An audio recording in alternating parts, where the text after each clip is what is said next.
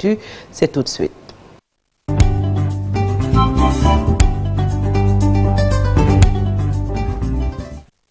Révision de la Constitution et du Code de procédure pénale au menu ce jeudi à l'Assemblée nationale. Oui, Fatih, les députés convoqués aujourd'hui à l'Assemblée nationale, entre autres pour la modification du Code de procédure pénale avec la CRI qui devrait disparaître pour faire place au parquet financier, un sujet qui suscite beaucoup de débats, avec notamment Thierno Alassane Sall de la République des Valeurs qui milite pour son maintien.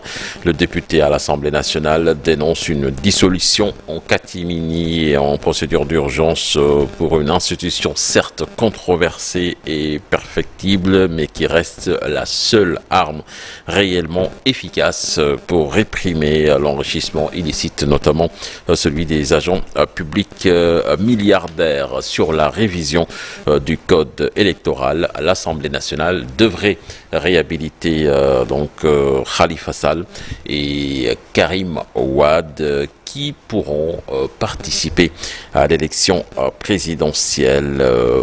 Et tout cela, c'est donc après le dialogue national qui a été initié par le chef de l'État.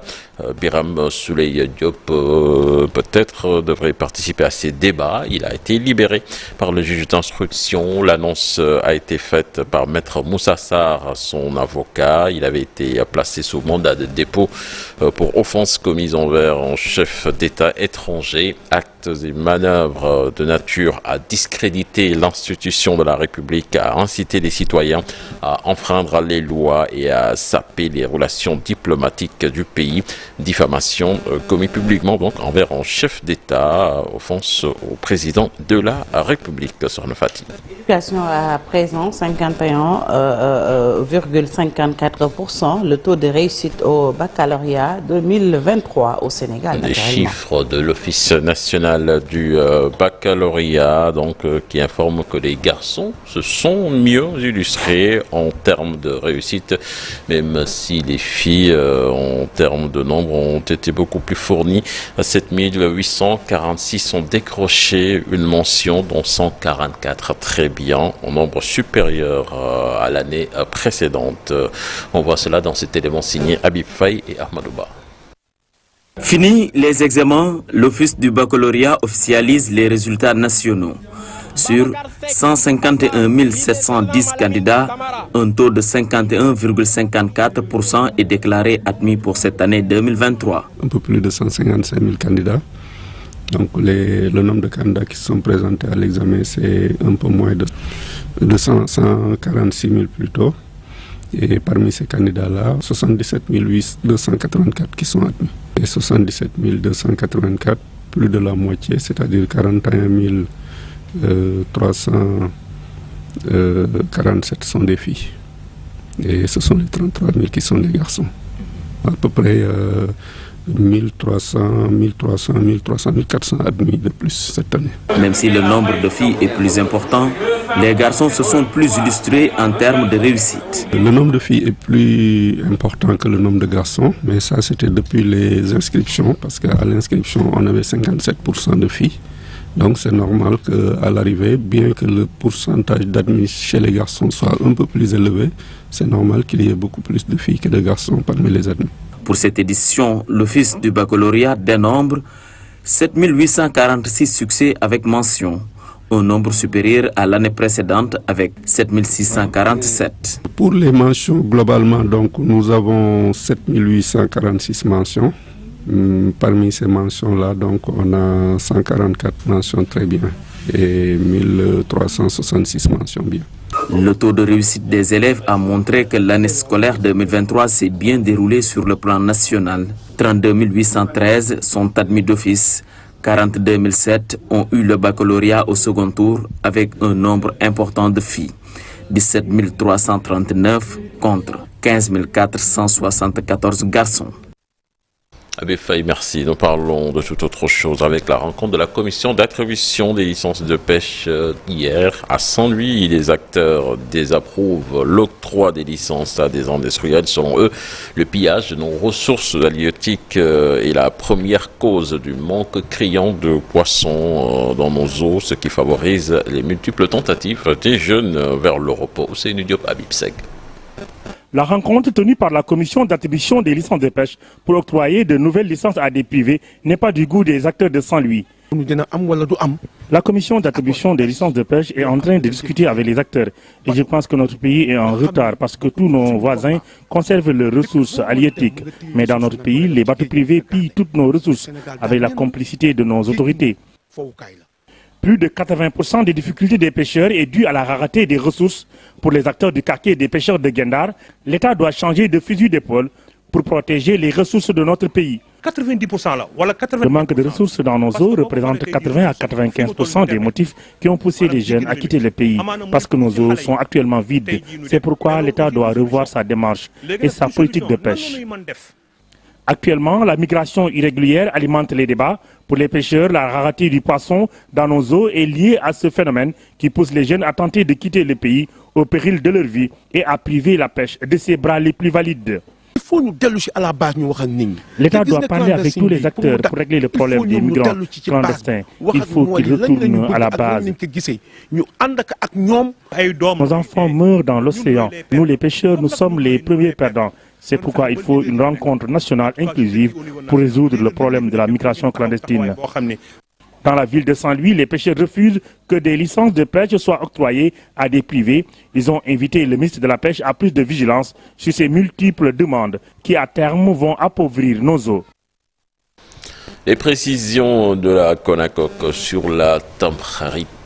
Désolé pour Malik Thiandoum qui ne mangera pas de couscous du vendredi. Donc la Tamkharit sera célébrée le jeudi 27 juillet au lieu de vendredi comme précédemment annoncé. La commission qui s'était à nouveau réunie hier a eu l'écho donc de l'apparition du croissant lunaire dans certaines parties du pays.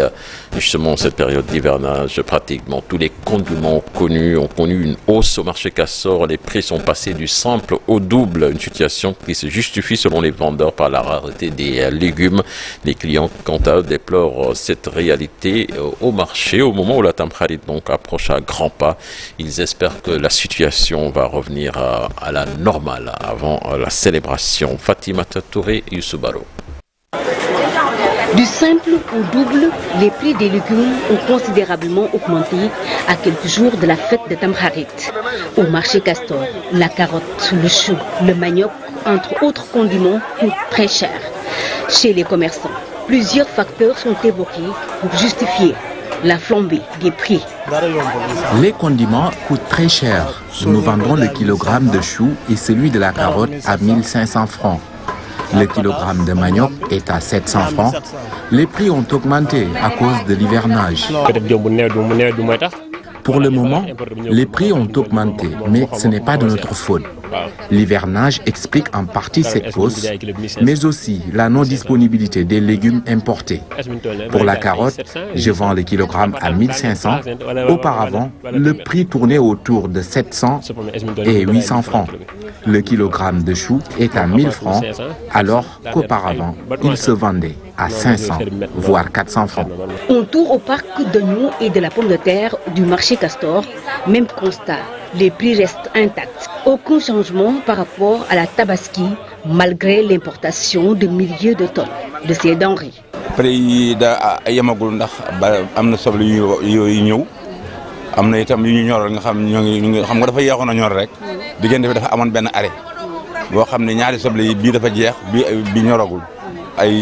le moment, le prix du sac d'oignon varie entre 16 000 et 17 000. Pour le moment, le prix du sac d'oignon varie entre 16 000 et 17 000. Celui de la pomme de terre, c'est entre 11 000 et 11 500. La hausse se justifie du fait de la non-disponibilité de la production intérieure. Mais bientôt, l'oignon et la pomme de terre importée vont inonder le marché.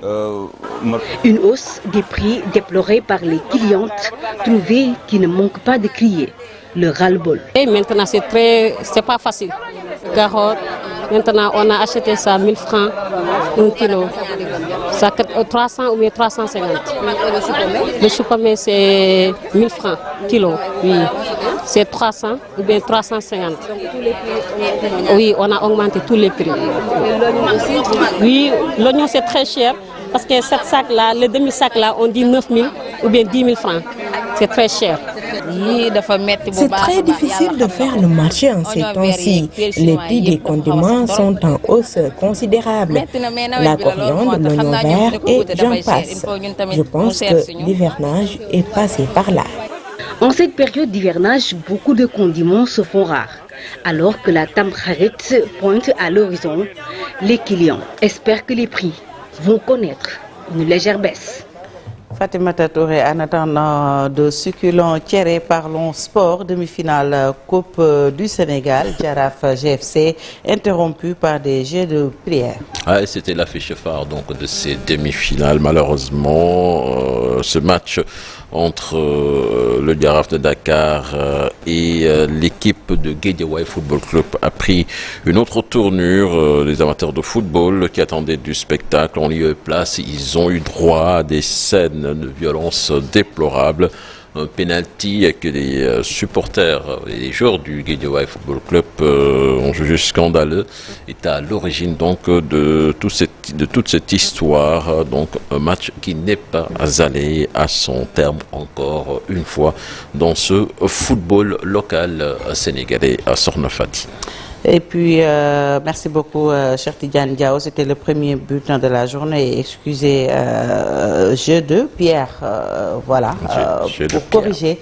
Merci beaucoup, cher Tidiane. C'était le premier bulletin de la journée. À tout à l'heure pour la version Wolof. Tout de suite, l'actualité hors de chez nous.